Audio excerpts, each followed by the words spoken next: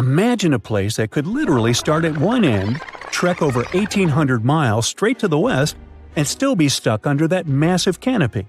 This place is like a haven for all sorts of crazy creatures, hosting around 10% of the world's species. It's always been seen as this wild, untouched paradise where humans haven't messed things up yet. You know, like a glimpse into how the world used to be before we spread like wildfire across every continent, causing chaos everywhere. I'm talking about the Amazon region. That massive jungle turns out to be hiding some seriously cool secrets. For centuries, people have been talking about these lost cities deep within the forest. We're talking about El Dorado, the legendary city of gold that had Spanish explorers going crazy, venturing into uncharted territory, never to return. And even in the 20th century, the adventurous Perry Fawcett went looking for the lost city of Z and disappeared into the jungle, leaving us all hanging. Scientists have actually found evidence that ancient cities did exist in the Amazon. But how did they find these hidden ruins in such a dense and remote forest? Well, they've got this awesome technology called LiDAR. Basically, they hopped into a helicopter and used light-based remote sensing to digitally strip away the canopy and reveal the ancient ruins of a massive urban settlement around Llanos de Mojos in the Bolivian Amazon. The place was once home to the Kasarabi culture, which thrived from 500 to 1400 CE. They had these incredible urban centers with huge platform and pyramid structures. They even had raised causeways connecting different suburban-like settlements spread across miles and miles of land. These guys were seriously ahead of their time, and they had an epic water control and distribution system with reservoirs and canals.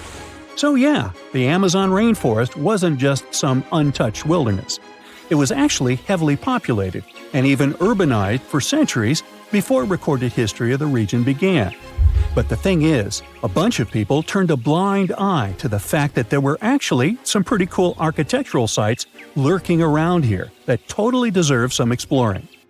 Scientists predict that in the next 10 to 20 years, we're going to uncover a ton of these cities, and some might even be bigger than the ones we're talking about here.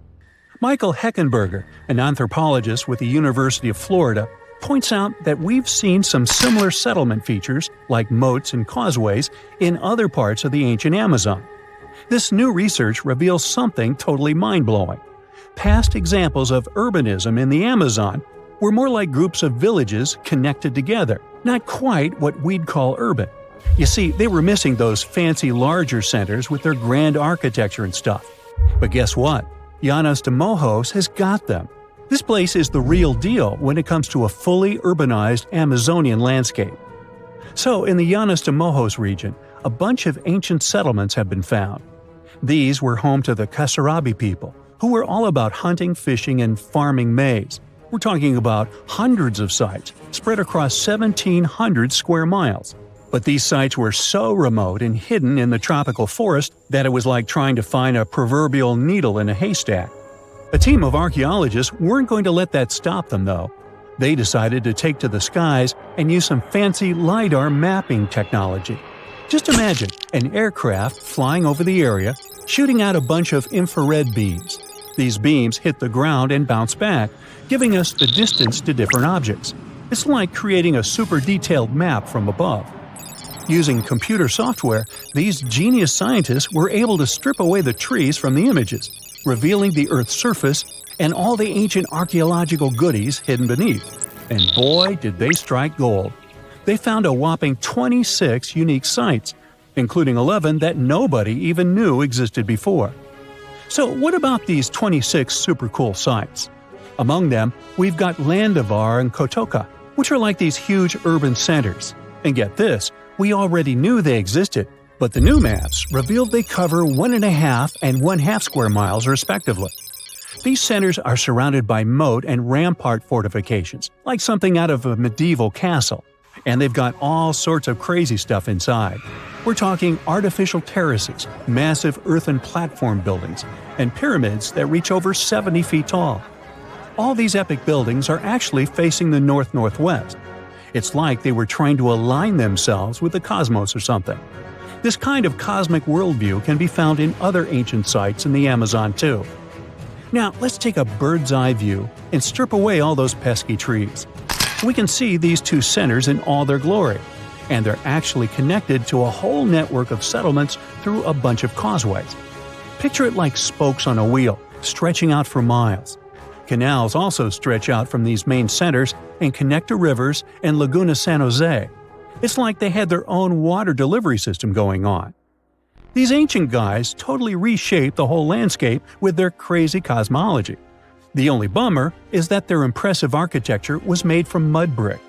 While it looked amazing back then, it just wasn't as durable as the limestone used by the Maya.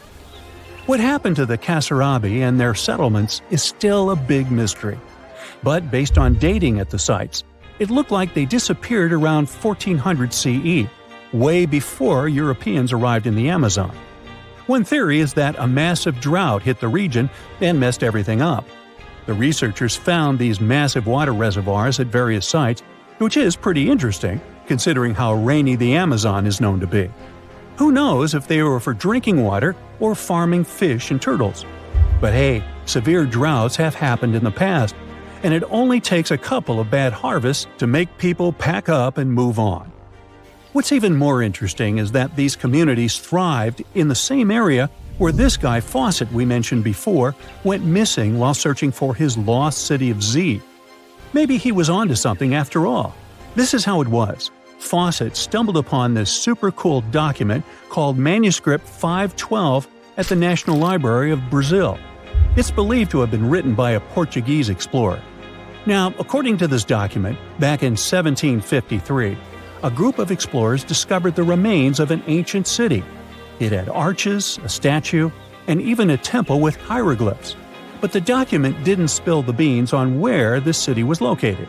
So Fawcett got all hyped up about finding this city and made it his secondary mission after his main goal of finding something called Z. At one point, he had to come back to Britain to run some errands, but in 1920 he decided to give it another shot. Fawcett went on a personal expedition to find the city, but it was unsuccessful. 5 years later, Fawcett, his son Jack, and their buddy Raleigh Rimmel disappeared in the Mato Grosso jungle. Some researchers think that Fawcett might have been influenced by info he got from indigenous folks about this place called Cujicagú. Turns out Cujicagú was discovered by Westerners in 1925, and it had the ruins of 20 towns and villages. Up to 50,000 people might have lived there. And get this, the discovery of other earthworks in southern Amazonia totally supports Fawcett's theory. In 2005, an American journalist wrote an article about Fawcett's crazy expeditions and discoveries. He called it The Lost City of Z. Catchy, right? Well, in 2009, he turned that article into a book with the same name. And in 2016, the super talented writer-director James Gray made it into a movie. Now, here's where things get a bit sad.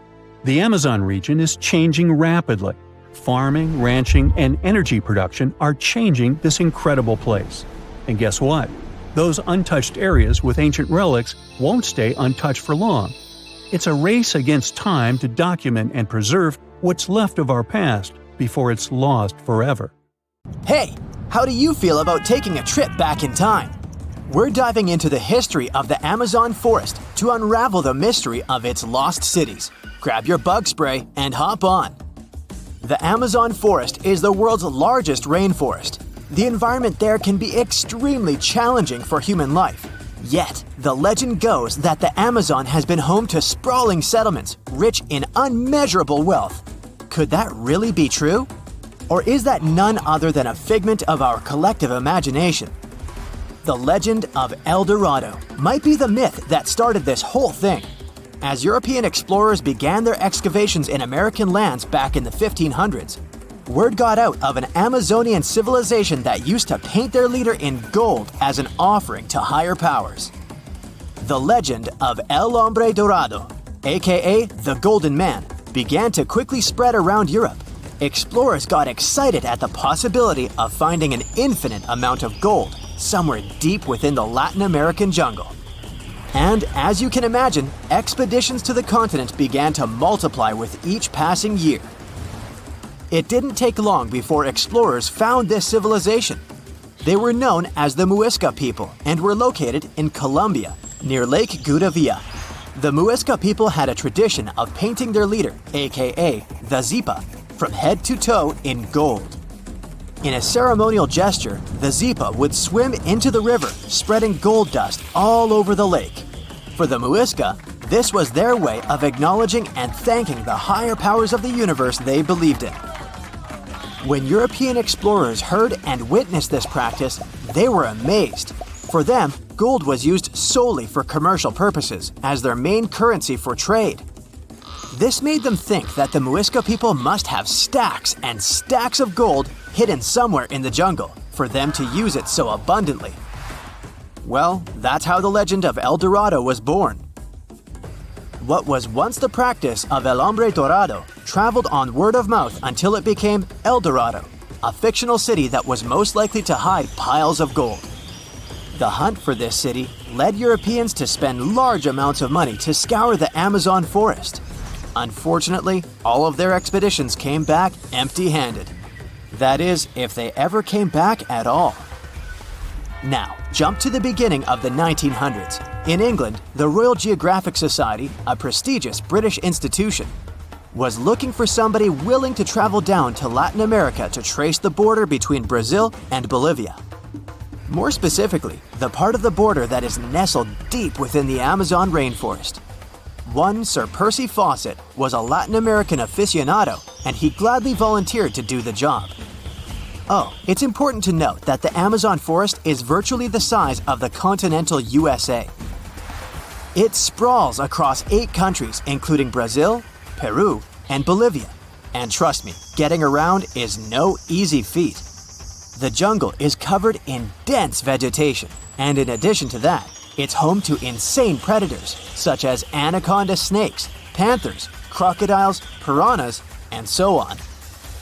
But despite all that, Fawcett was very successful in his mapping adventure and seemed to be wanting to come back more. Back in England, Fawcett would scour diaries from other explorers hoping to learn more about the ancient Amazonian civilizations. He would read about the Incas and the Mayans and the great empires they built. He believed that if the Incas were capable of building empires that stretched over 2 million square miles, this could mean that other Amazonian civilizations could have thrived there too. During his research, Fawcett came across a report from a 16th century explorer.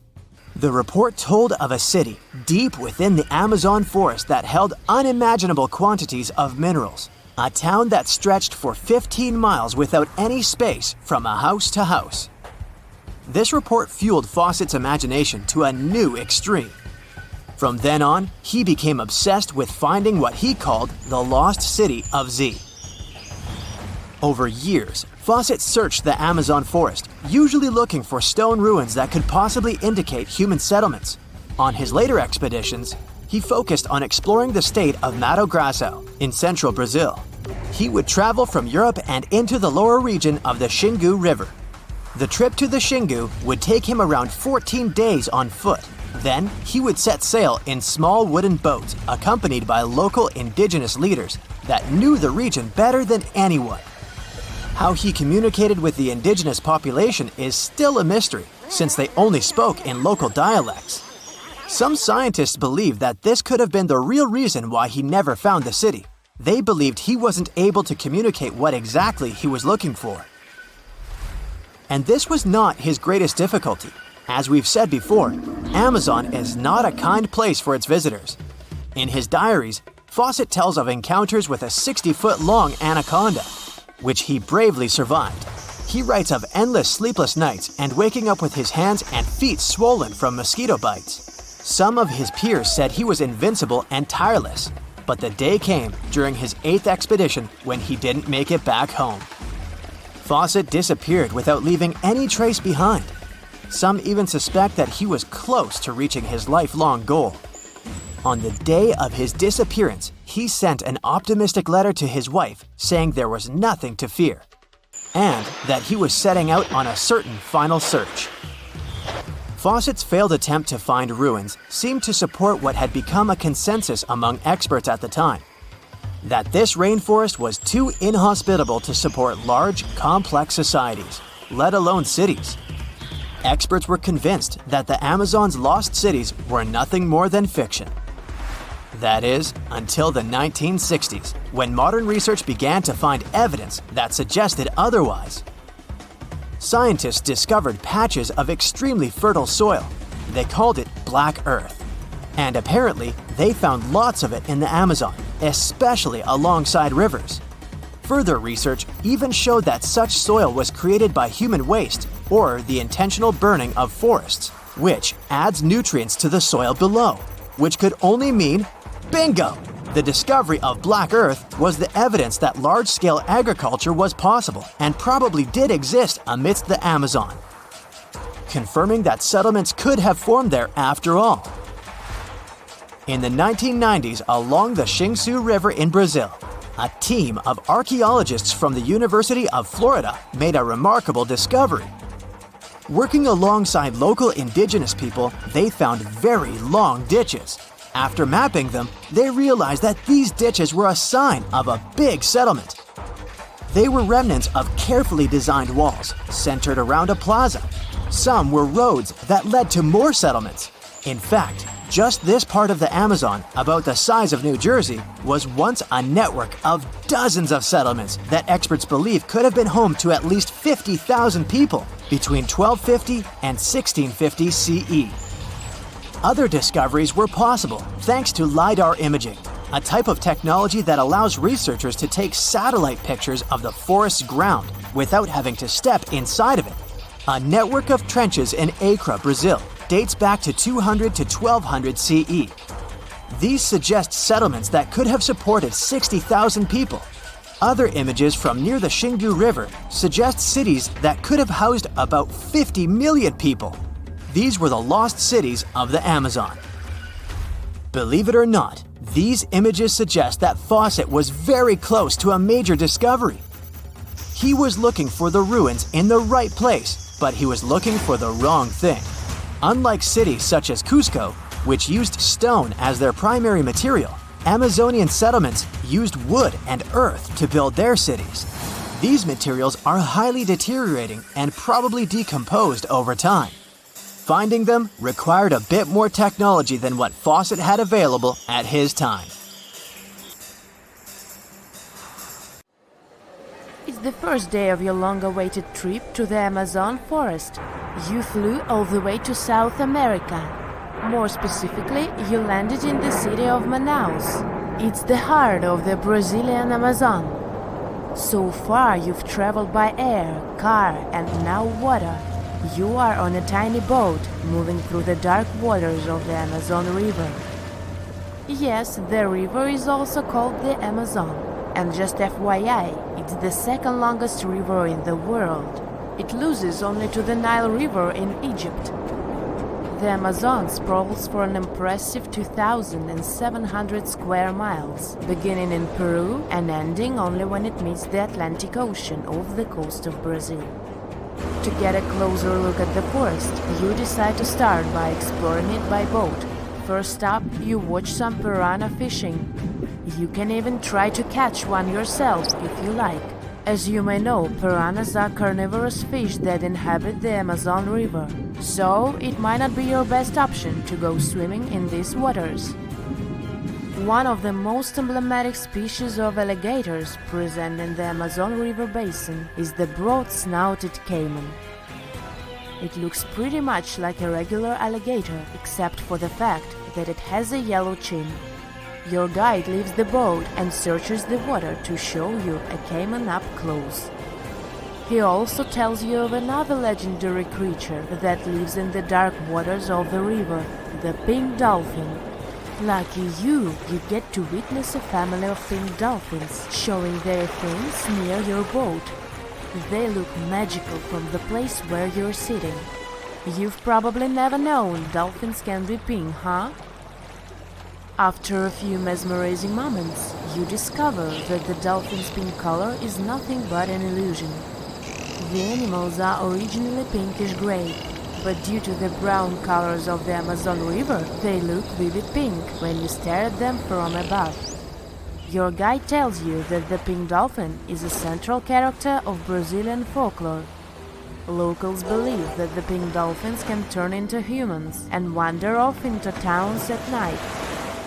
You get off your boat near one of the entrances to the forest. Now you're going to continue your trip on foot. Your guide says that you are venturing into very dangerous terrain. The Amazon is home to some of the creepiest species of wildlife on the globe, but don't worry, we'll get to see a lot of them today. You've come prepared, of course. Bug spray, a raincoat, and your sharp eyes. Inside the jungle, you need to be alert at all times. You may have heard legends of the anaconda, a snake that can swallow animals as big as a cow in one go. Sorry to break it to you, but those are not just legends. Reptiles like these do actually exist. They live deep in the jungle. Is it right there, moving between the trees? Is it a spider? The so-called Goliath bird-eater is a monster spider. Its legs can grow up to a foot in length, and the spider itself can weigh around 6 ounces. It's also known as the king of tarantulas. You shouldn't get too close, of course. It's not venomous to humans, but its bite can surely sting. As its name suggests, the Goliath bird-eater can even eat birds, as long as they are smaller than it is. Up next, you run into another species of spider that draws your attention. This one is so tiny that you almost don't see it. It's known by the popular name of the decoy spider. You see one of its creations, a gigantic spider built by the tiny Cyclosa spider in order to scare off large predators. This is as amazing as it is creepy. A spider that uses the remains of other insects and dry leaves to create the image of a large spider on its web. If it fools predators, perfect! But to us humans, this work of art looks almost endearing. Who knew there were artists in the arachnid world? Near a small lake, you witness a unique scene. A large snake is slowly slithering its way toward a lizard that is resting on a rock. The lizard seems obvious to the presence of the dangerous reptile, but right as the snake is preparing to attack, the lizard flies the scene in its iconic way. The so-called basilisk lizard is famous for its ability to walk on water, or rather run across the water. This isn't an illusion, just a matter of balancing. The small lizard moves its legs on top of the water very fast, while its long tail serves as a counterweight. I wish I could do that. If you've ever wondered what a frog looks like on the inside, you've come to the right place. Right in front of your eyes, there is a rare local species of frog. It's known as the glass frog. This species of amphibian has a type of transparent skin that is completely see-through. In other words, you can see the frog's interior with astounding clarity. It's as if you had X-ray vision. Moving on with your journey, soon you come across a pond. Floating on its water is probably the biggest water lily you've ever seen in your life. These huge plants are also known as the Victoria Amazonica. They can measure up to 8 feet across and hold the weight of a grown-up person. But I wouldn't recommend trying to climb on it if I were you. Just cause, you know, it's the Amazon forest we're talking about. The wildlife here is amazing, but the forest itself is also a sight.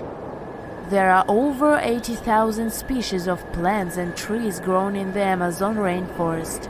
In fact, you can find 10% of all the world's wildlife in this jungle. An estimated 400 billion trees grow on the gigantic area the forest occupies. Of course, this place is bound to be biodiverse, right? You won't be able to witness this phenomenon during your trip, but your guide tells you about a unique species of tree that is famous for being able to walk. Yep, you've heard correctly. There are walking trees in the Amazon rainforest. They don't have legs or anything like that, but they do move around in search of better lighting conditions. The Amazon canopy is so thick that only 1% of sunlight can reach the forest floor. Because of this, some trees end up getting less sunlight than others. The so-called walking palm trees seem to be adapted to this situation. They grow new roots, which helps them move for 1 to 2 inches per day. They can walk up to 65 feet per year. Maybe that's what inspired John Ronald Reuel Tolkien to create ants, huh? Those are pretty similar tree beings that roam freely around the world. I kid you not, it's not only wildlife that inhabits the Amazon. Actually, over 30 million people live in the forest. And there are also ancient settlements that scientists believe to have been thriving there. And I'm not talking about El Dorado, that's just a myth. But in 2018, a groundbreaking study showed that up to 1 million people probably inhabited the Amazon, between 1,250 and 1,500 CE. Can you imagine that? Working alongside local indigenous people, researchers from the University of Florida found several mounds in the Amazon. Besides these mounds, they also discovered interesting ditches and geoglyphs. After mapping all of these recurring mounds, scientists understood that this was a sign of an ancient settlement. They found remnants of carefully designed walls centered around plazas. This could only mean that these ancient cities were big and could host hundreds of thousands of people. These findings brought back the idea that the Amazon could have been home to thriving civilizations way before the Europeans arrived there. But rather than cities drenched in gold, they were simply well-developed agricultural societies. You are lost deep within the jungle in the Yucatan Peninsula in Mexico. There are strange noises all around you, and to make it worse, the sun is setting. Soon, you'll be alone in the middle of an unknown rainforest. Guess it was a pretty bad idea to come looking for El Dorado on your own, wasn't it? You keep walking as fast as you can, when suddenly, wait! What's this you're seeing? It looks like large stairways made out of stone. This definitely doesn't look natural, so you take a picture. Maybe you didn't strike gold, but you might have just found something relevant. Congratulations! You found Ocumtun, a long-lost Mayan city, hidden 37 miles into the jungle. The name literally translates to stone column. Stone was probably in at the time, so these guys used a lot of it to build their pyramids, houses, and even ball courts. If you ever thought that Europeans invented ball games, think twice. Mayans loved to play ball games for recreational purposes. Ocumtun is part of a series of other long-lost Mayan cities that are being discovered with the help of new technology nowadays. We'll talk more about the other ones in a jiffy. Perhaps the biggest surprise of this one is that it was surrounded by wetlands, which is why the city was built on high ground. The city was monumental, covering an area of over 120 acres. That would be as big as 90 football fields right next to each other.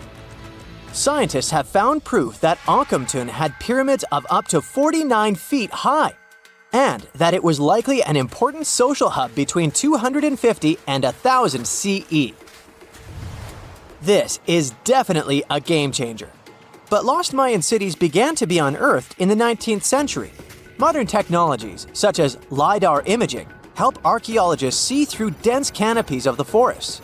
This means that people don't really have to risk getting lost in the tropical jungle like you did at the beginning of this video. LiDAR works sort of like an X-ray. It sends out laser beams that can detect any signs of ruins or ancient constructions. According to space archaeologist Sarah Parchak, satellite imagery has been a key player in discovering ancient cities in South America, Egypt, and other places. Sarah herself spends most of her days scouring images for any signs of where there could have been cities long ago. She says that more often than not, what happens is that ruins are covered by vegetation, soil, or sand, which makes them super tricky to find. But thanks to these awesome tools, scientists also made the huge discovery of ancient Mayan causeways, which spread throughout old Mayan territories. I mean, take a look at these roadways. You'd expect to see ruins like this in places such as Portugal, England, or the United States. I'm talking about 130 feet wide roads painted white to help travelers journey through the nighttime. Scientists recently unearthed a 110-mile network of roads such as these. and they think this dates back to before the first registered Mayan highways we've known so far. These roadways, which sometimes ran over the swampy ground and were even elevated at times, are being called the world's first superhighways.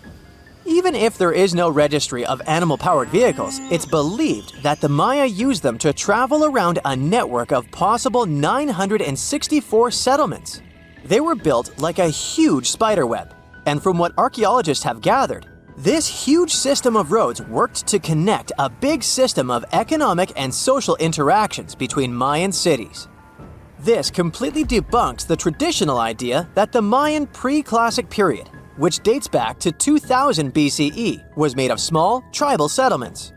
Imagine the manpower and engineering ability you need to muster to build something close to these white highways. Scientists believe that these causeways were built pretty much the same way as the Mayans built their pyramids, with a mixture of mud and quarry stone. Oh, and using several layers of limestone to make them white. That's pretty cool, right? But let's take a few steps back for a moment to get some context. The Mayans were one of the biggest pre-Columbian civilizations living in the Americas. Until now, experts believe that at its apex, the Mayan civilization consisted of over 40 cities with a population of millions of people. That's a lot of folks. Their civilization spanned Mexico's Yucatan Peninsula, Guatemala, and Belize. And they survived mainly on agriculture. The thing is, the Yucatan Peninsula was an extremely difficult place to grow crops. So the Mayans had to develop a complex irrigation system in most of their cities. They built a series of ceremonial buildings, pyramids, and plazas. The Mayans might have been keen pyramid builders, but they also developed an advanced astronomical system. With whatever ancient technology they had, they were able to predict the exact location of planets such as Venus and Mars, as well as the exact dates of eclipses. If you've ever seen examples of ancient Mayan cities, this is Tikal. Located at the heart of the Guatemalan jungle, Tikal is believed to have been the capital of the ancient Mayan conquest state. At its height, it was comparable in importance to cities such as London or New York in today's world. It's composed of a series of complex monuments. The North Acropolis is one of Tikal's most ancient complexes of monuments. Built solely by human hands around 350 BCE, it served as the resting place of kings and chiefs. Its monuments are up to 200 feet high. Back in the day, the step pyramid temples were painted a beautiful red. Mayans loved that color. Today, of course, you'll only see the limestone. Then there's Chichen Itza. It's got one of the best preserved pyramids on Earth to date. Located in Mexico's Yucatan state, this Mayan city is well over 1,500 years old. At its peak, it was home to 35,000 people. The site covers 4 square miles of land. The highlight is El Castillo, a tremendous step-like temple standing 80 feet above ground. Its most peculiar feature is that it has 91 steps up each of its 4 sides, including the upper platform, which makes for 365 steps, the same number of days as the solar year. You can see that these folks were a pretty big deal, huh? That's why nobody can really understand what happened to them. There's a big lack of evidence on the decline of this almighty empire. What could have been the cause of their demise? Was it a drought? New research in 2017 did bring some new discoveries into the mix. Using data from a site at Ceibal, located at southwest of Tikal, scientists analyzed radiocarbon data from ceramics and archaeological excavations to extract new information about the unexpected demise of this great civilization. The information shows that instead of a sudden collapse, the Mayans most likely fell in waves of social instability and political crises. These events are believed to have deteriorated Mayan city centers and began causing the dispersion of the Mayan population. It's hard to pinpoint the exact causes, though. But hey, recent discoveries are shedding a big light on humanity's past. Not only about the Mayan Empire, but about other long-lost civilizations of South America. A major recent discovery in Brazil was done using satellite imaging technology and is also shocking scientists. Some images from near the Xingu River, also in the Amazon, suggest that cities of millions of people might have existed inside the jungle, way before our modern civilization ever existed. I mean, if this doesn't shock you, I don't know what will. Satellite imagery also detected a network of trenches dating back to 200 and 1200 CE in the Bolivian Amazon forest. These proofs suggest settlements that could have supported around 60,000 people right in the middle of the Amazon forest. When researchers from the University of Florida went on ground to check the satellite information, they were shocked to find several mounds that were accompanied by ditches and geoglyphs. Archaeologists also found remnants of carefully designed walls centered around plazas, much like the type of construction done by the ancient Mayans. The Amazon River travels through 9 South American countries at a length of over 4,000 miles. Still, it's impossible to cross it by a bridge. With the river being the main highway, traveling through this dense forest, and so few areas populated around the river, there's just no reason to have one.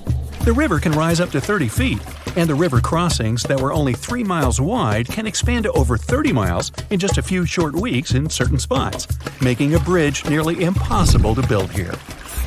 In New Zealand, in the coastal town of Mauriki, there are huge spherical boulders. Some rocks are 6.5 feet tall and weigh about 7 tons, as much as 10 cows. Ooh, there's a 10-cow boulder. Maori legend has it that these rocks are from the remains of the goods from a large shipwreck that happened hundreds of years ago. From a more scientific perspective, it's sand and gravel combined to form these giant boulders. Waves and winds give them a smooth, round appearance over time. The whole process might take millions of years. Indonesia's Kaiwan Ijen volcano is famous for a stunning turquoise-colored lake sitting at the top of the peak, but don't dip in. It's an acid lake. But its scariest part is the sulfuric gases leaking out when lava flows freely, reaching temperatures hotter than 1,000 degrees Fahrenheit. When those gases come in contact with the air, they combust into a spectacular electric blue flame. That's why the volcano has blue lava. The island of Surtsey, south of Iceland, was formed over 50 years ago by a volcanic eruption. It all began back in 1963 when a powerful volcanic eruption created one of the youngest islands on the planet. All sorts of bacteria, fungi, and molds began taking over the island, leading to numerous other animals finding their way here, like seals and birds. Birds and ocean waves deposited seeds all over the island. Sadly, the island's getting smaller now because of water and wind erosion. Located off the coast of Brazil, there's an island called… I'm a bit rusty on my Portuguese, so here it is on the screen. It looks perfectly untouched and pristine. Bad news? Dangerous snakes overrun it completely, so take a doctor with you in case you want to go there. Over 4,000 of the golden lancehead vipers inhabit this island. These 3-foot-long snakes are among the most venomous in the entire world. I think I'll skip that. Landing down under, you can see the Opera House, Uluru, lots of kangaroos, and catch the strangest wave of the world, Wave Rock in Western Australia. It's not made of water, but stone. It can be up to 50 feet tall and almost 300 feet long. It's especially incredible after rains in winter when the Western Australian wildflowers fill up the entire landscape. In Atlanta, there's a World of Coca-Cola museum. The formula for the secret recipe is in a large security vault, heavily guarded at all times. Only a handful of people can get through those vault doors.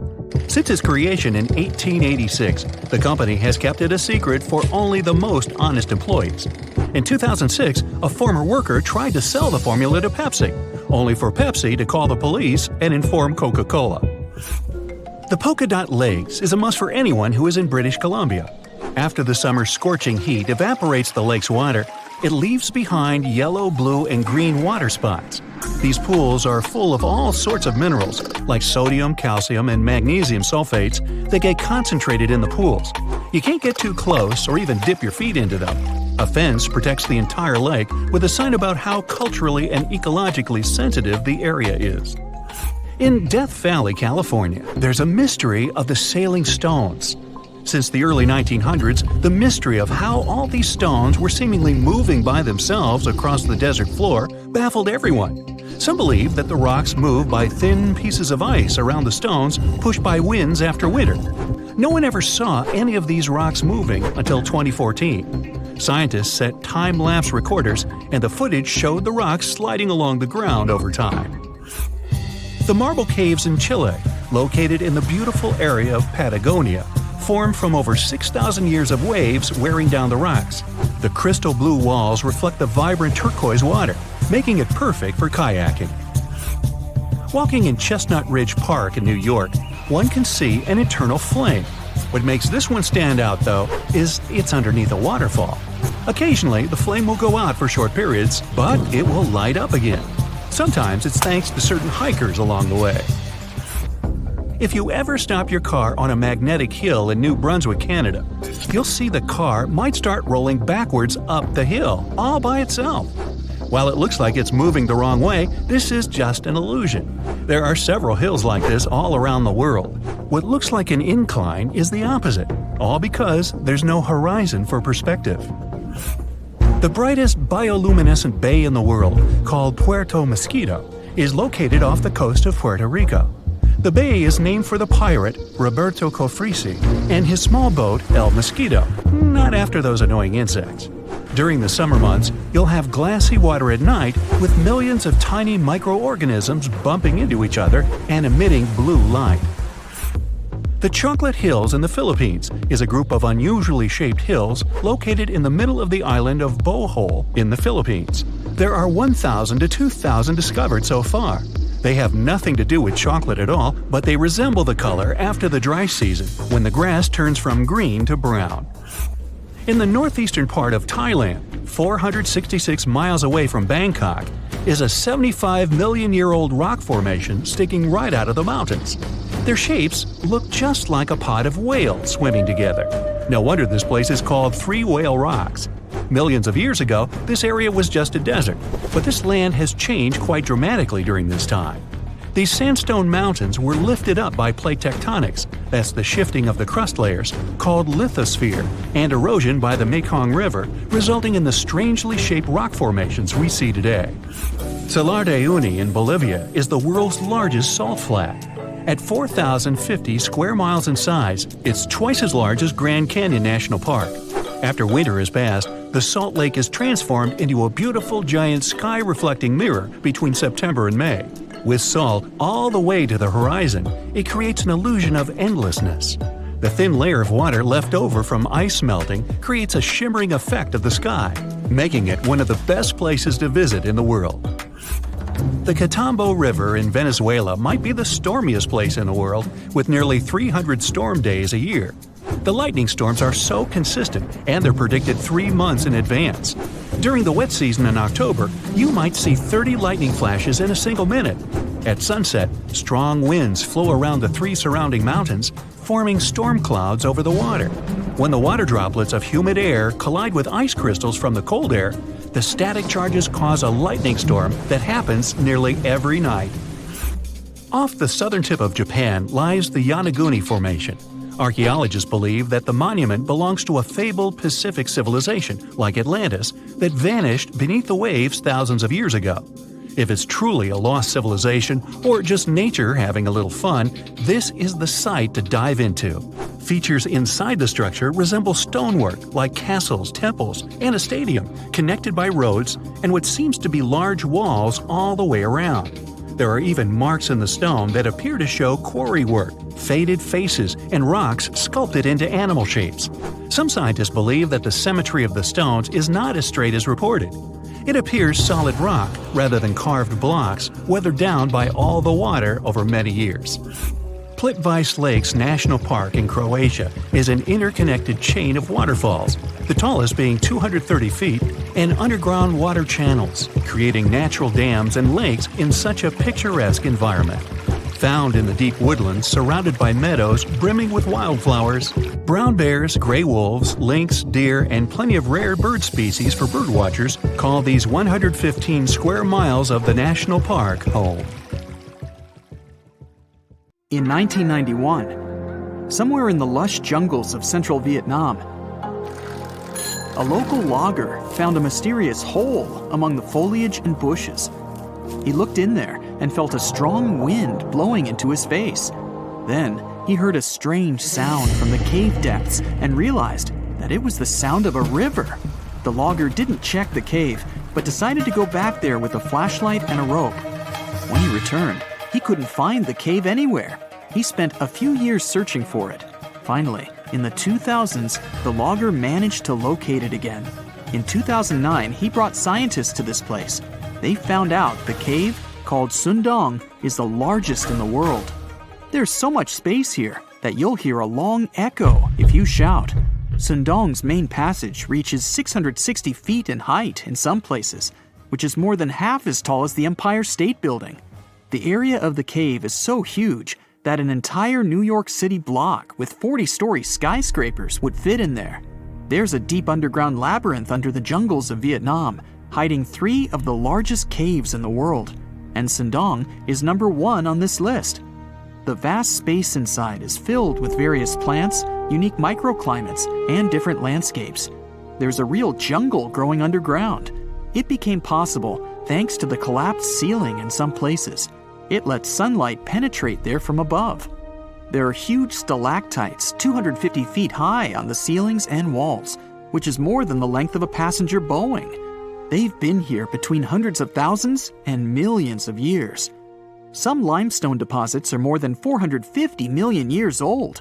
It means they've existed since the time long before the dinosaurs. Besides the jungle, there are also many rivers in the cave.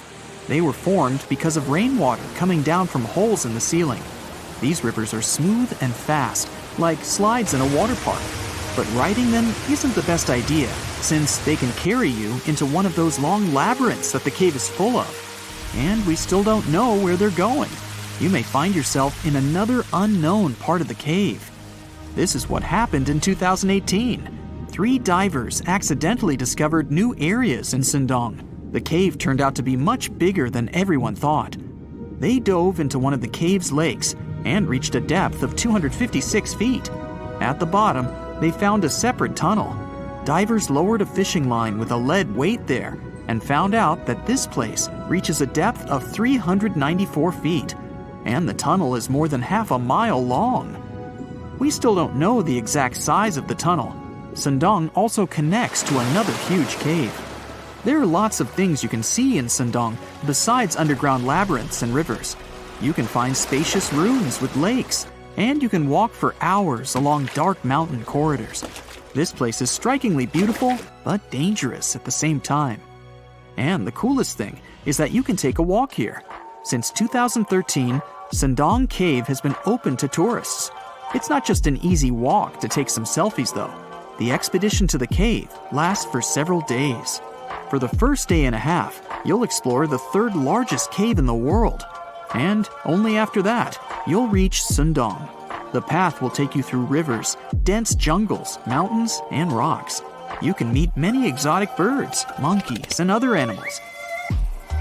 And according to many people, the way to the cave is even more impressive than the cave itself. When you reach your destination, you'll spend the next few days exploring Sundong. Together with other tourists, professional guides, and porters, you'll be sleeping in tents in different places in the cave every day. You'll see some stunning landscapes and, get ready for this, 400-million-year-old majestic fossils. There are also dark rooms with lakes that are good for swimming. Such adventurous expeditions become more popular every year.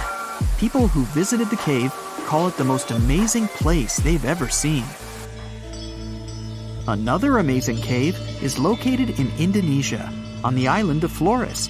It's quite small, but holds amazing things inside. In 2003, a group of scientists discovered ancient artifacts here, including fossils of primitive tools, such as sharpened stones. Scientists realized that hundreds of thousands of years ago, this place was home to our distant ancestors. Then they found a very unusual female skeleton.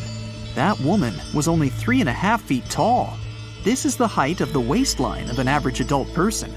That woman had no problems with her spine or with the development of her bones, though. This and other skeletons found in the cave belonged to some unknown human ancestors. Scientists called this species Homo floresiensis, or simply, Hobbit. The woman's weight was about 35 to 79 pounds. Analysis of the skull and bones showed she was about 30 years old. Hobbits probably lived on Earth between 190,000 and 50,000 years ago. There's a chance they met the ancestors of modern humans. The next cave is in Turkey. Imagine that you live in an old house and decide to make some repairs. You throw all the old stuff out of the rooms. The last place to sort out is your basement. You've hardly ever visited it and have no idea what's hidden there. But it's pretty spacious, so you decide to turn it into a room. You tear down the wall and discover the entrance to the cave. This is a tunnel that leads underground. You walk through the cave and see a real underground city. This happened in Turkey in 1963. One of the locals discovered a secret passage to a lost city in his basement. About 20,000 people could live there. There was enough space for livestock and food supplies. It's not just a maze of tunnels. There's a chapel, a school, stables, kitchens, walls, and other signs of civilization. The city was built in the Byzantine era, in the years 780 through 1180. It's not the only one down there and is connected to many underground tunnels and towns that stretch for several miles. Let's finish our journey in the strangest and most frightening cave. We're going to the southeast of Romania, near the Black Sea. Here, on a desolate wide plain, you can find a hole. This is a tunnel leading deep underground. The air inside the cave has high levels of hydrogen sulfide and carbon dioxide. Under normal conditions, the air we breathe contains around 20% oxygen, but it's only 10% here. You won't be able to breathe freely without an oxygen tank. The water and air here are poisoned. Almost no animals are able to live in such conditions, at least the ones we know about. And this cave is filled with 48 species of living organisms, 33 of which are new unknown species. Creeping things that live here can scare you, especially if you're afraid of bugs. Strange white snails and white spiders are crawling along the walls. An unknown species of leeches and transparent shrimp are swimming in the water. White millipedes with huge mustaches are creeping on the ground. Here you can also meet an unknown kind of scorpion with a transparent white body that doesn't look like any other kind of scorpion. Nothing here looks like ordinary animals at all. All creatures in the cave are white or transparent. They don't have eyes, but they have long paws and antennae whiskers that help to navigate in space. Plants can't live here without sunlight and clean air. This means that oxygen isn't produced in this place. So how do these creatures manage to survive? The answer is in the water. The surface of the lake and puddles here is covered with strangely moving foam. This substance is a living organism. It consists of 1 billion bacteria called autotrophs. Ordinary plants absorb carbon dioxide and use photosynthesis to produce oxygen. This cave is filled with carbon dioxide.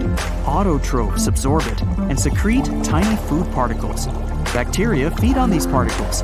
Larger organisms then feed on those bacteria, and so on. In the end, there's enough food for everyone. This process is called chemosynthesis. It's like photosynthesis, but uses water instead of sunlight in its chemical reactions. In this cave, evolution has created a completely unique biological system, separate from the rest of the world. So, contrary to popular belief, labeling the Nile as the longest river in the world might be a misconception. The measurement of a river's length entails more than simply calculating the distance between its starting point and end point. Rivers are intricate systems comprised of various tributaries, which significantly impact their overall length. In fact, when accounting for these tributaries, the initial figure can increase up to threefold, exemplified by the Mississippi River. From its origin in Itasca to its conclusion in New Orleans, the measurement suggests one length. However, the inclusion of the Missouri River alters this perception entirely. This discrepancy has fueled ongoing debates regarding the Nile's length compared to that of the Amazon River. Despite Google's recognition of the Nile as the longest river worldwide, it may not fully align with the factual reality. That's a nice way to put it. To comprehend this concept, envision rivers as the veins within a human body. It would be inaccurate to assume that a 6-foot-tall individual only has 6 feet of veins, right? Veins intricately weave throughout the entire body, much like a vast network. Rivers operate under the same principle, and the length of the main river is not the sole consideration. The extensive network of tributaries holds equal importance. Meanwhile, atmospheric rivers are fascinating meteorological occurrences, characterized by air currents that transport incredible amounts of water vapor all the way from the Amazon rainforest in northern South America to as far as northern Argentina. These airborne highways serve as essential conduits for the life-giving moisture carried by these airborne rivers, and their influence extends across Brazil's central west, southeast, and south regions, shaping the waterfall patterns in these areas. When these ethereal rivers converge with specific weather conditions, such as a cold front, the latent humidity they bear can transform into much-needed rainfall. This precipitation plays a vital role not only in sustaining the diverse ecosystems of the region, but also supporting Brazil's thriving economy in multiple ways. The significance of this phenomenon is evident as it enables the irrigation of crops, ensuring agricultural productivity and food security. Additionally, it replenishes local rivers, keeping the water flow steady and supporting aquatic life. Moreover, the water collected by these rivers is channeled into dam reservoirs, providing a reliable source of energy for the nation. The amount of water carried by the airborne rivers may match or even surpass the enormity of the Amazon's flow. Thus, when we unite the conventional Amazon River with its aerial counterpart, it becomes significantly larger than the Nile. Atmospheric rivers are also observed in the Congo Basin, where the climate is predominantly shaped by the moisture emanating from the Atlantic Ocean and the forests of the Congo Basin. This incredible phenomenon leads to evaporation levels as high as 3 to 6 feet of water per year. These rivers vary in size and strength, but on average, they transport a water vapor volume comparable to the flow at the mouth of the Mississippi River. In rare cases, exceptionally powerful atmospheric rivers can carry up to 15 times that amount. When these rivers reach land, they release the accumulated water vapor, resulting in rainfall or snowfall. Although atmospheric rivers come in various forms, those with high water vapor content and intense winds can cause extreme precipitation and flooding, especially when they linger over flood-prone watersheds. An example of a well-known atmospheric river is the Pineapple Express, a robust system capable of transporting moisture from the tropical regions near Hawaii to the U.S. West Coast. Such events can disrupt travel, trigger mudslides, and lead to significant destruction of life and property. However, not all atmospheric rivers pose risks.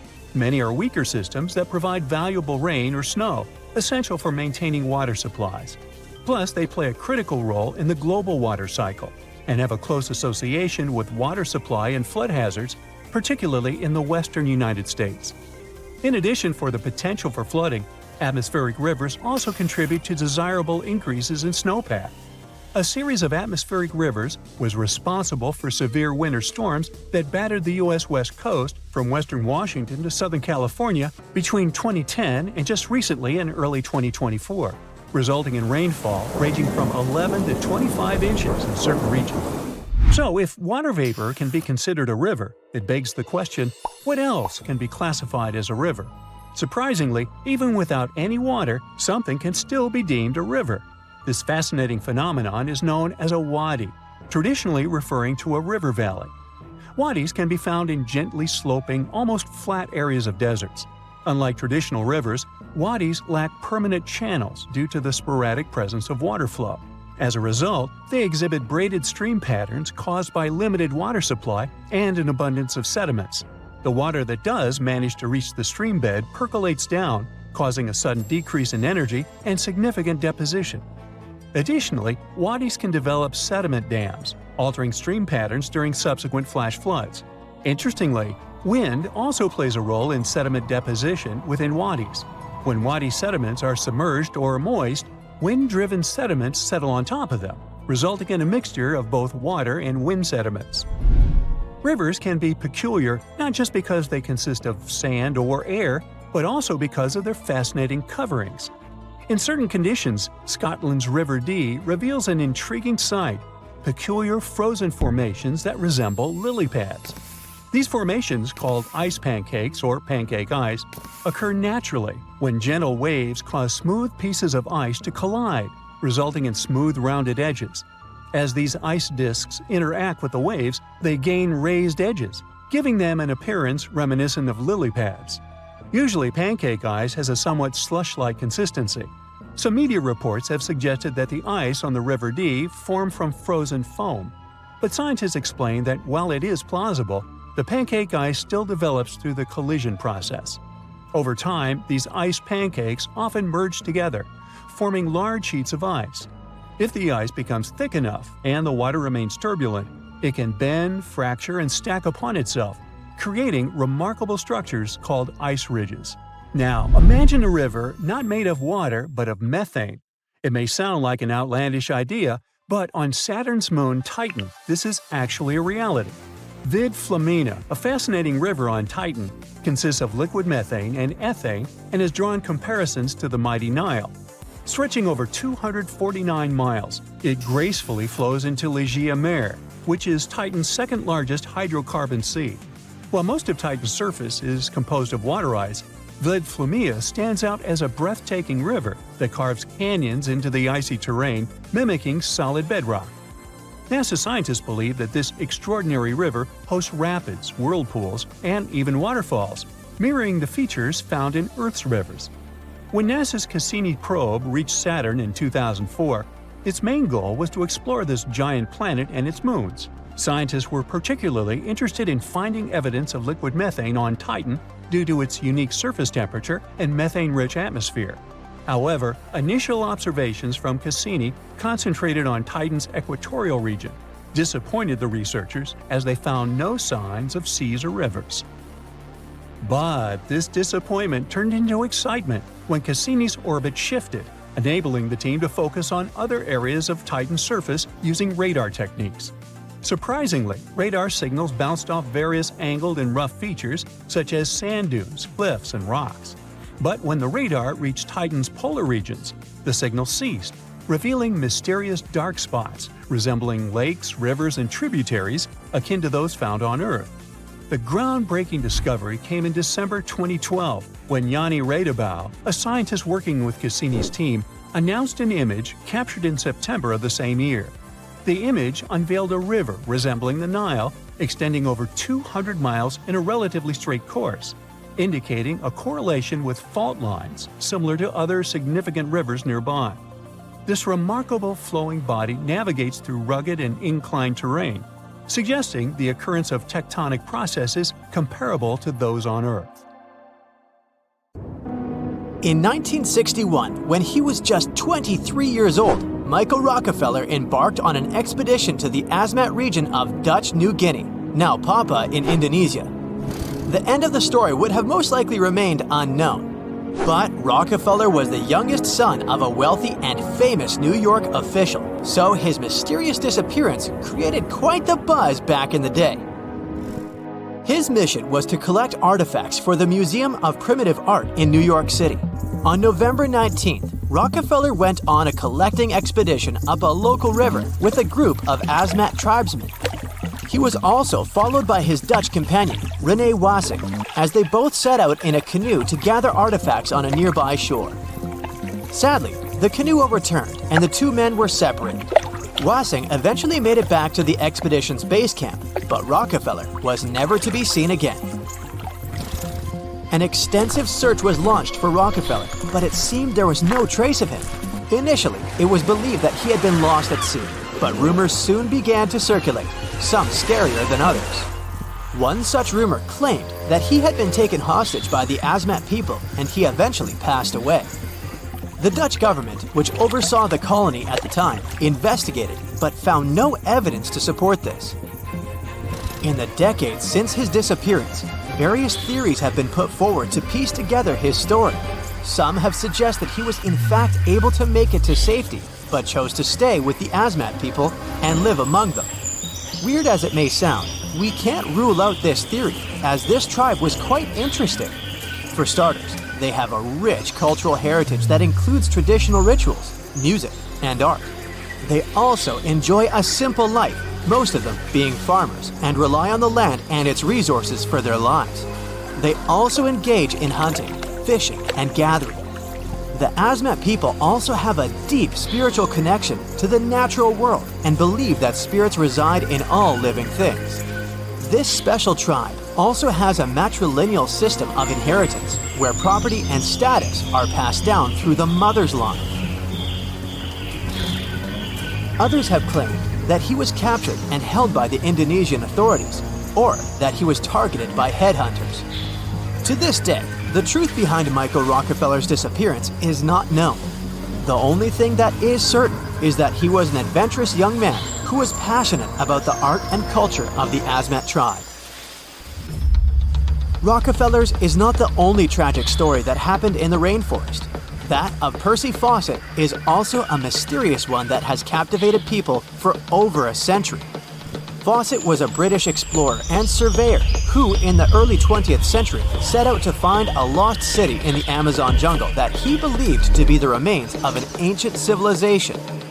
He had always been fascinated by the idea of a lost city in the Amazon jungle. He believed that its ruins were still hidden somewhere in the jungle, ready to be discovered with all its treasures. In 1906, he set out on his first expedition to find this city, but he was forced to return home due to a lack of funding. He continued to search for the lost city over the next several years, and in 1925, he set out on his final expedition with his son Jack and companion Raleigh Rimmel. The expedition went pretty badly to begin with. The people on the team constantly got sick on the way, and they often met hostile tribes and wild animals. Despite these difficulties, Fawcett remained determined to find the lost city, and he pushed on deeper into the jungle. In May 1925, the team sent a message saying that they were close to their destination. It would be the last time anyone would hear from them. Some believe that Percy Fawcett and his team were attacked by hostile tribes in the jungle. This theory was widely accepted, more so because Fawcett had a reputation for being, well, impolite towards the local tribespeople, and that he had been warned about this danger in the region. Either way, there is no concrete evidence to support this idea. Another theory is that Percy Fawcett and his team passed away because they got sick or couldn't find any more food. There's no real evidence to support this either, since they stopped sending messages to the outside world about what was happening to them. A third theory is that Percy Fawcett and his team simply got lost in the jungle and were never found. The Amazon jungle is indeed one of the remotest and most inhospitable places on Earth, and it's easy to lose your way in its dense jungle. In some cases, the rainforest can be quite friendly, even if you get separated from your group. But many tourists visit Madidi National Park, a protected area for an exciting adventure. It's not all bad, because tour agencies in a nearby town ensure safety for visitors. Although accidents can happen in the park, the disappearances of visitors are rare. However, one 25-year-old Chilean man named Michael Carosio Acuna disappeared under mysterious circumstances back in 2017. Michael had joined a tour group and was planning on exploring the vast rainforest. One day, the guides invited the group to participate in a special local ceremony.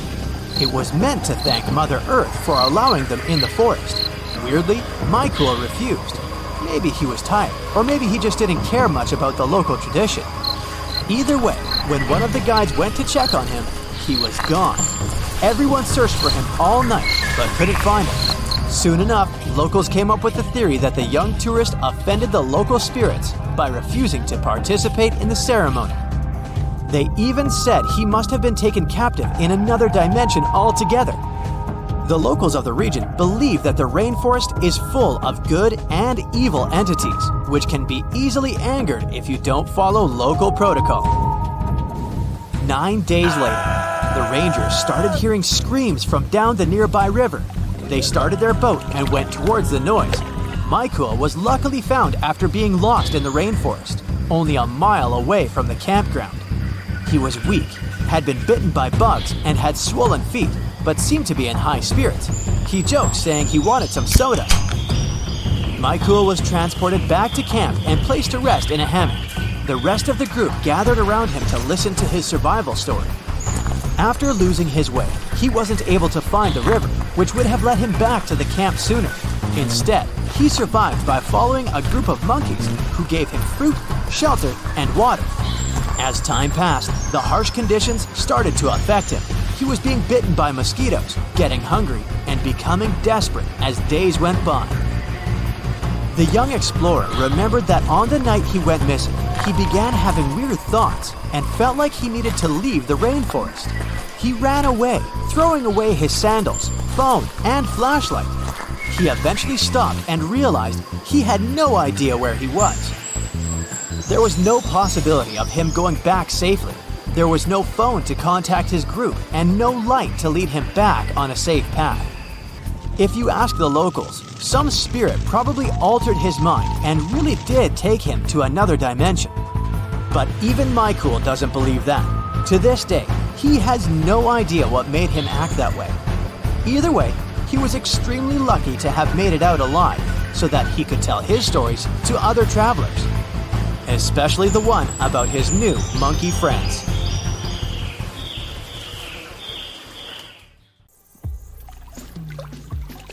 Now, of course you know that the Amazon River is famous for its piranhas, bull sharks, and other creatures you don't want to meet. But there are even more dangerous rivers in the world. The deepest of them, the Congo, goes so far down in some sections that even light can't reach there. It's the only major river that crosses the equator twice and carries enough water to fill more than 13 Olympic-sized swimming pools into the Atlantic Ocean every second. Wow! Even the most experienced boaters have trouble passing through all of the river's strong currents, rapids in its upper part, and waterfalls and gorges in the lower section. The Congo currents are so fast and powerful that they even divide animals like mountains and oceans do. There are new species of fish evolving separately on the two banks as they can't reach the other side and breed with each other. One of the most dangerous types of fish living here is the Goliath tigerfish. These monsters, that grow up to 5 feet and travel at the speed of 25 miles per hour, are relatives of piranhas. Their mouths are full of vicious, razor-sharp teeth. Their females lay hundreds of thousands of eggs, and the offspring are predators from birth. You have a good reason to fear the Goliath tigerfish, as they're the only freshwater fish in Africa that have attacked crocodiles and even humans. Okay, not swimming there. There are dense jungles and more hungry wildlife, including snakes and some aggressive hippos, all along the river. Still, it's used as a water highway in Central Africa, so barges traveling on it for weeks are often crowded with up to 2,000 people and capsize every now and then. And if you believe the local folklore, there's one more thing to be afraid of: the one who stops the flow of the rivers, a dinosaur-like beast that is said to live in the Congo River basin. There have been over 100 sightings over the last century, but no one can provide solid evidence the beast is real. At the turn of the 21st century, there was a series of terrible, mysterious stories on the Kali River in Asia. Something described as a mud-colored water pig would drag swimmers underwater in front of terrified eyewitnesses. British biologist Jeremy Wade stepped up to crack the case. He noticed that all the scary incidents were happening in one specific spot, stretching about 4 miles. Villagers told him this creature was growing big and bad from all the food it got. Wade examined the water with a depth sounder and thought it could have been a whirlpool. Then the monster dragged a domestic water buffalo into the water. The buffaloes are big and heavy, so the creature that attacked it would have to be super strong. Saltwater crocodiles don't go so far inland, and the most common local species of crocodiles don't live in cold waters. There were no bull sharks in the area either. Finally, Wade spotted several goonch catfish underwater.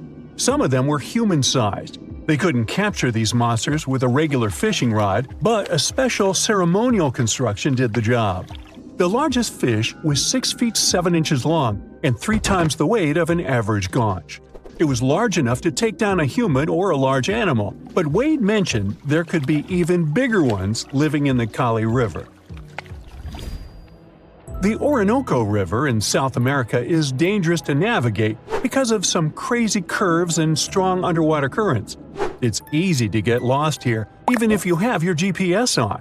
There are sudden waterfalls all along, and you must be prepared to handle those to survive. The river is the only home to a rare Orinoco crocodile and has some pretty scary-looking vampire fish swimming around.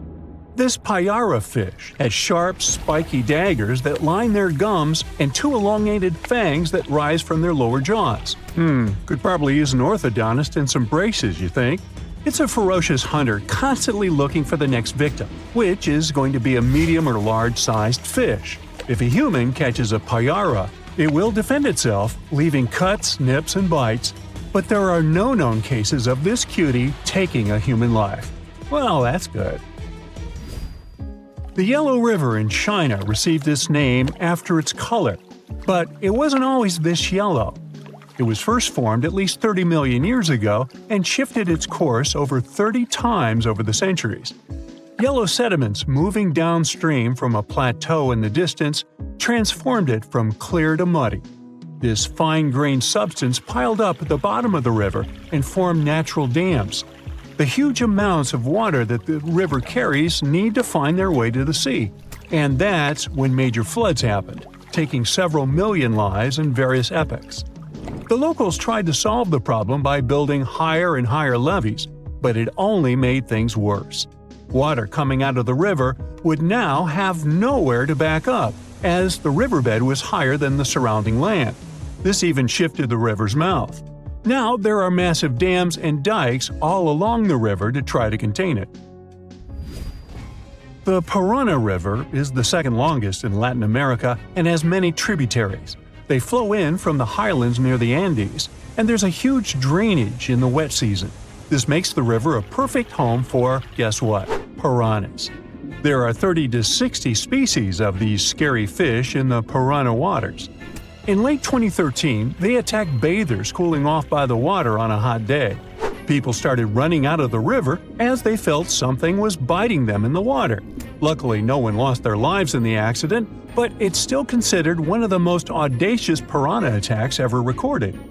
Biologists later determined that the type of piranhas, called palomates, was to blame for this, and humans had probably disturbed their breeding grounds. Well, the piranha also has a strong current that is tricky for boats and swimmers to overcome. Plus, it often floods, which can be dangerous for people living in the surrounding areas. The longest river in the world, the Nile, flows through 11 countries all the way into the Mediterranean Sea. Expeditions have spent centuries looking for its source, and no one still knows for sure where this mighty river begins. Adding to the mystery, the Nile takes an unexpected turn right in the middle of the Sahara. Scientists have figured out the reason is a massive underground rock formation from millions of years ago. The Nile has served as the most important water highway for civilizations through centuries, but it has some pretty dangerous inhabitants, like crocodiles that grow to be 20 feet long, which is slightly more than the height of an average giraffe. These bad guys can reach a speed of 30 miles per hour on land and take the lives of a couple hundred people every year. Hippopotamuses that also live here sometimes go after boats, and venomous snakes like the black mamba and the Egyptian cobra add to the mix. One of the most dangerous creatures on the Nile is the mosquito, as they carry around all sorts of diseases that affect hundreds of thousands of people. The Brahmaputra River in Asia carries waters from the mighty Himalayas. When the snows in the mountains melt, the river floods massively, causing landslides, displacing millions of people, and taking the lives of hundreds of animals in the nearby national parks. Such floods are also common during the monsoon season in India, from June to October, with heavy rains. The course of the Brahmaputra River is changed incredibly over the past 2.5 centuries. Erosion is another danger it's hiding. The banks of the river are mostly made of weak cohesive sand and silt, and even though the erosion rate has gone down, it is still the reason a lot of people lose their land and get displaced. The Brahmaputra is one of the few rivers in the world that has a tidal bore. That's a strong tidal wave that pushes up the river against the current where a river empties into an ocean or sea. And there you have it. the Amazon River, the boat, and dense jungle on both sides. All is silent.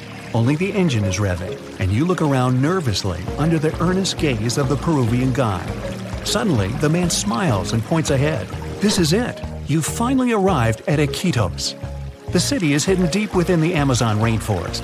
On one side, Iquitos is surrounded by water, and on the other lies thick, impenetrable rainforest as far as the eye can see, making this city extremely difficult to reach. First, you had to fly to Peru's capital, Lima, a vibrant coastal city. From there, you traveled by bus through Peru's vast jagged mountains before being plunged into the heart of the Amazon rainforest. 3 days into this bus journey, you reached a small town where the road suddenly stopped. At over 140 square miles, Iquitos is the largest continental city in the world that cannot be reached by road.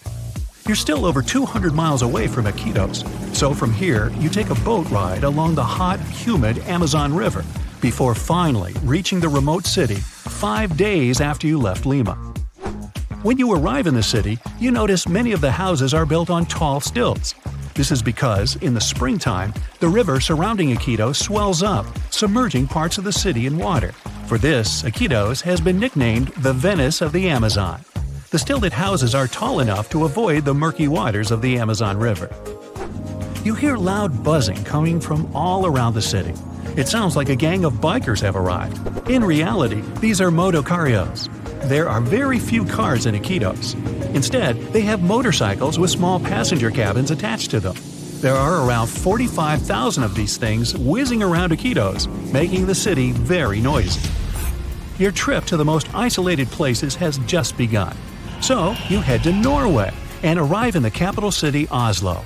Immediately, you hop on another plane. After a 3-hour flight, you land at the world's northernmost public airport, Longyearbyen. You step off the plane to see a small and colorful town enclosed by snow-topped mountains. There's no settlement further to the north than this. Longyearbyen translates to the Long Year Town, named after its American founder, coal miner John Longyear. You take a walk along the coast of the small town. The water is a beautiful crystal blue. You decide to dip your toe in to test it out. Ow! Bad idea. The average temperature of the water here is 32 degrees, making it ice cold. In the distance, you can make out a fuzzy white creature. It's a polar bear. In fact, it's a group of them. In Longyearbyen, polar bears famously outnumber humans. Around 3,000 of these animals populate the area compared to the human population of 2,300. Finally, the sun sets. You grab a blanket and sit back to take in the stunning view of the northern lights. Now, imagine you're walking in the scorching heat across Egypt's Great Sand Sea. You've been walking for miles, hours, days even, dreaming of water, greenery, and a place to rest, when suddenly you come across a small settlement with olive groves, palm trees, and even freshwater springs. This isn't a heat-induced mirage.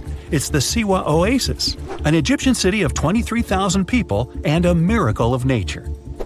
You travel here by flying to Egypt's capital, Cairo, and then embarking on a lengthy and desolate bus ride across the desert. When you finally spot some greenery amongst the sand, you have reached the Siwa Oasis. After refreshing yourself in the cool waters of the springs, you explore the city further and come across ancient ruins. This city has existed since 10,000 BCE, and many historical remnants can still be found there today. Amongst these ruins, you notice there are newer buildings. These are where the modern-day Siwi people live. You spend some time with the Siwi, a friendly and unique community of Egyptians. They tell you all about their city. The Siwa Oasis is located in the middle of the Sahara Desert, and due to its harsh climate, it's one of the most remote cities in the world. You notice how dry the air is and how scorching the sun feels. Reaching highs of 118 degrees Fahrenheit, this heat makes the Siwa Oasis a difficult place to live. It's time to travel to a more balanced climate. You head northeast and arrive in Russia's capital, Moscow. From there, you take a flight east again, traveling further and further across Russia until you're closer to Alaska than to Moscow. You've reached the city of Petropavlovsk, which translates to City of Peter and Paul. The first thing you see are giant mountains surrounding the city, cutting it off from the rest of the world. These mountains are in fact volcanoes. In this far eastern part of Russia, there are more than 300 volcanoes, including 29 active ones. These volcanoes stop any roads from reaching Petropavlovsk. The city depends on flights and boats to import supplies. You turn away from the volcanoes to stare out at the blue, shimmering ocean. The water looks nice, so you head down to the beach where a crowd of sea lions are sunbathing along the sand. Petropavlovsk is home to incredibly diverse wildlife. Just off the shore, you can see a whale fin poking out of the water. You explore the city's diverse landscape. You go to one of the city's ski resorts and spend the day on the slopes. Then you hike up a rocky path to the base of one of the city's many volcanoes. Finally, it's time to relax on a boat tour around the island to see the city's famous Three Brothers rock formation. Feeling inspired, you travel to another volcanic land, Chile's Easter Island. The island doesn't have a harbor and only one airline flies to the remote land, so you travel an entire day to Santiago, Chile. Then you climb aboard a small plane to fly to Easter Island. You walk among the high cliffs of the barren island and come across its famous monuments. These are giant, mysterious statues of human heads. They're called moai and were carved by the local people around 800 years ago. You inspect the earth beneath your feet. It looks and feels very dry. Easter Island consists of 3 ancient volcanoes. The volcanic soil makes it very difficult to grow crops or vegetation. Some of the city's trees were cleared hundreds of years ago to make way for the stone monuments, giving the island the empty look it has today. You embark on a boat ride 1,100 miles west from Easter Island. You reach a small green land floating in the Pacific Ocean. This is Pitcairn Island. You might recall that this place played a major role in the mutiny on the Bounty. You come down from the boat and begin your journey to reach Adamstown, the center of the island where its 43 inhabitants live. To reach Adamstown, you hike the Hill of Difficulty, a steep and rocky 200-foot climb to the top of the island. Now that you've finally made it here, you can explore the diverse and unique nature of the land. Pitcairn Island is home to the largest marine reserve in the world. You take a snorkeling trip and swim alongside all kinds of exotic fish. You explore vibrant coral reefs and even catch sight of a rare humpback whale. Dreaming of the great days of the old Wild West, you decide to travel to Supai, Arizona. To get to this Native American settlement and fragment of the past, you drive along America's famous Route 66. You stop, seemingly in the middle of nowhere with only desert land as far as the eye can see. Then you follow an 8-mile walking trail to reach Supai. You hike down into the Grand Canyon, almost 3,000 feet deep. You come across a stunning waterfall spilling over the cliffs of the canyon. This is Havasu Falls, a popular tourist spot famous for its vivid blue-green water. After a further mile's hike, you finally reach Supai. Over 200 members of the Havasupai Indian tribe reside in the small town. It's often referred to as the most remote town in the United States. To your left, you see several mules making their way across town with packages on their backs. Because no roads lead to this small settlement, mail is delivered by a mule train. Without it, it would take the average mail carrier a 16-hour hike to complete this route. You walk around the area and come across many more towering blue waterfalls. The untouched nature and great views of the Grand Canyon make the long hike worthwhile. After a beautiful sunset, nighttime falls, and there are no lights for miles. The land is lit up by the countless stars shining overhead. There's a mysterious island that appears and disappears like magic. Just like Schrödinger's cat, this Schrödinger's Island exists and doesn't exist at the same time. Officially, it's called Sandy Island, and it once appeared in maps, but it was never there in real life. Australian scientists decided to solve the mystery once and for all by embarking on an adventure to find this elusive archipelago. But when they reached the coordinates, all they found was endless blue waves. It's like the island was playing a game of hide-and-seek with them. This story goes back to 1876. A whaling ship was crossing the area and reported an island. Whoever saw it said it was over 15 miles long north to south and around 3 miles wide, about the size of Manhattan, so not so tiny at all. But every time researchers went to visit the area, they found nothing. So in 1974, an official mission from New Caledonia declared that Sandy Island was simply not a thing and excluded it from all maps. People went on with their lives until they noticed that the island was appearing on Google Earth as a black blob.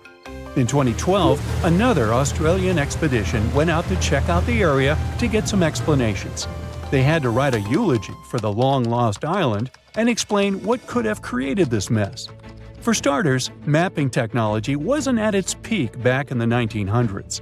It was easy to get the coordinates wrong. Then there was the fact that the area is big on volcanic activities. It's likely that volcanic lava cooled down and created a raft of some kind. Let's say that the whaling ship went by, saw the volcanic raft, and thought it was land from a distance. But hey, it's just a guess. Humans have ventured far and wide across the globe, and it may have seemed at some point that we discovered each and every nook of our planet. But when Mount Lico popped up on Google Earth, scientists were overcome with excitement.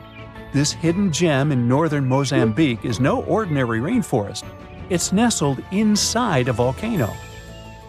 Determined to confirm the existence of this mysterious forest, experts assembled a team of top-notch scientists and specialists from around the world. The journey to Mount Lico was no walk in the park, with a daunting vertical rock climb standing between them and the forest. But after 6 years of planning and preparation, they were ready for the challenge. Once they got there, they saw it was even better than they imagined. The place was like a perfectly tended garden. The forest sounded unique and different from other rainforests. There were some insanely huge caterpillars that looked dangerous. And they even found ancient pots and evidence of an untouched human ecosystem. Ooh! Terra incognita means unknown land. And one of the largest unknown territories being uncovered today is the land beneath Antarctica's ice sheets. Below the snowy surface, there is an entirely new world of canyons, waterways, and lakes, which are now being mapped. One can't help but wonder, is there really liquid water below Antarctica's frozen surface? Yep. Water can exist without freezing due to pressure. The liquid water is the result of Earth's warm interior, and that's how we get things such as Lake Vostok. Now, you can't see it, but Lake Vostok is right here. Located in East Antarctica, it lies beneath 2.5 miles of thick ice. This huge lake is about 4,800 square miles. Humans could only discover it with the help of some top-notch technologies like seismic soundings and ice-penetrating radars.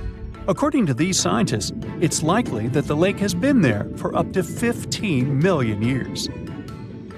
Bhutan is on the map for, among other things, being the happiest country in all of Asia. But it kept a hidden gem for all these years, one of the world's tallest unclimbed mountains, Kunkar Pansum. Bhutan is enmeshed in the glorious Himalayan mountains. That's why the climbing community was beyond excited when they discovered an untouched mountain. Imagine being the first person to climb an unexplored peak. That would probably guarantee you a spot in the Guinness World Records for sure. The mountain has been untouched because of a Bhutanese law. For locals, the mountain peak is a sacred site, shrouded in mystery and legends. One of their beliefs is that the sacredness of climbing a mountain lies not in reaching its peak, but in truly communing with the mountain and enjoying the process. We got to admit, that is a bit of a newsflash for Westerners. If you're ever in the state of New York, make sure you check out the Aglo General Store. You'll have to drive somewhere around the Catskills to find a beautiful, grand, big nothing. Aglo is one of America's most famous paper towns, aka a fake town. But this case is different from Sandy Island. Aglo Town never existed, and it wasn't a mistake. You see, there's an old copyright practice amongst map makers. They add in paper towns so they can know when someone is simply copy-pasting their work. What they didn't expect is that this would get completely out of hand. Some say that one day a guy picked up a map at a gas station that had Aglo Town marked in it. The person decided to open a store over there and named it Aglo General Store. Some say the guy who opened the store faced a lawsuit from the map makers. Anyways, it only lasted enough years to become a national joke. Americans drove from all over the U.S. to get a picture of the town's fake welcome sign. And then we've got Bermeja Island, located in the Gulf of Mexico. This funky island appeared on many maps of the 16th and 17th centuries. It was probably drawn by Spanish explorers. Sure, the exact location varied from map to map, and its name sometimes appeared as Bermeja, but its existence was certain enough. The Bermeja Island was last seen in a 1921 Mexican map, and then, poof, it dropped out of the horizon altogether. People started talking and wondering, did the island sink? Was it destroyed? In 2009, 3 official investigations happened to search for the island. They used high-tech technologies to scour the Mexican seabed, but Bermeja was nowhere. Researchers had multiple guesses on what it could be. Let's delve on one of these ideas. The idea was probably made up by old-day explorers to mislead their enemies in search of land and gold. Well, that seems plausible. Now, let's take a look at Rio de Janeiro. Once, the city was filled with informal territories. These places are known as slums or favelas. They're like mini-cities inside the big city. Some favelas are known to be underprivileged territories, where dwellers don't get the same urban perks as other citizens, such as the sewage system and garbage pickups. These slums grew so quickly that the government didn't have time to keep track of their developments. So today, it's usually the dwellers themselves that name the streets and make do with whatever they have at their disposal. One of the biggest slums in Brazil is located in Rio de Janeiro, the so-called Hacienda, and it was only recognized as a neighborhood by the local government in the 1990s. Our own ocean floor is less mapped than Venus, Mars, and the Moon. In fact, 95% of our oceans are unexplored. Strange, right? We do have the available technology, which is mainly sonar soundings, sending wave sounds to the ocean bed and registering what they hear back. One of the main advantages of mapping the seabed more thoroughly would be to get more insight to marine hazards such as earthquakes, tsunamis, and volcanic eruptions. Plus, there are so many unidentified marine life. This could give us a great insight into preservation and discovering the true dynamics of our marine ecosystems.